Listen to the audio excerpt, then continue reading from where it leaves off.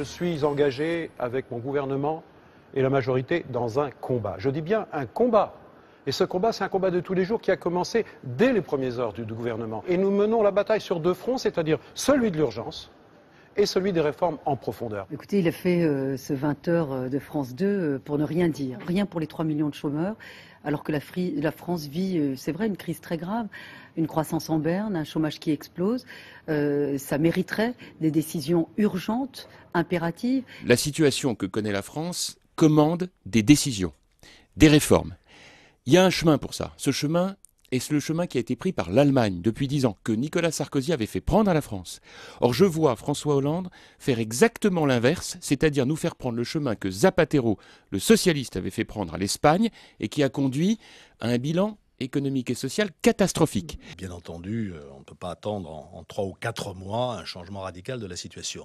Néanmoins, je crois qu'il y a quand même une part de responsabilité lourde de ce gouvernement, parce que après la période électorale, qui est toujours propice à l'attentisme, on pouvait s'attendre à un déclic de confiance. Or, c'est exactement l'inverse qui est en train de se produire, c'est un déclic de défiance. La politique, c'est pas un instant chasse l'autre. Enfin, des politiques publiques sur l'emploi, sur l'éducation, ma responsabilité, pour que demain les entreprises françaises puissent trouver la main-d'œuvre dont elles ont besoin. C'est des années d'investissement. Nous payons de l'incurie, nous payons de l'émotion, nous payons du temps court.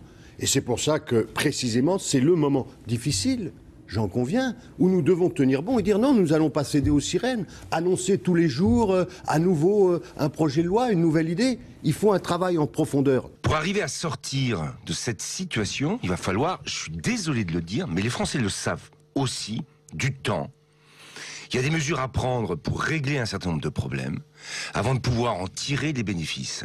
Et au fond, ce qui est difficile, bien sûr, pour les Français qui ont envie que les choses s'améliorent le plus vite possible, c'est d'intégrer ce qu'est le temps de l'action, le temps gouvernemental, le temps du vote d'une décision, le temps du vote des crédits qui sont nécessaires à la mise en œuvre de cette décision. C'est ce que nous faisons, et nous le faisons au rythme qui a été décidé avant l'été dans cette grande conférence sociale où ont été résumés tous les outils qui sont nécessaires, indispensables pour inverser la courbe du chômage.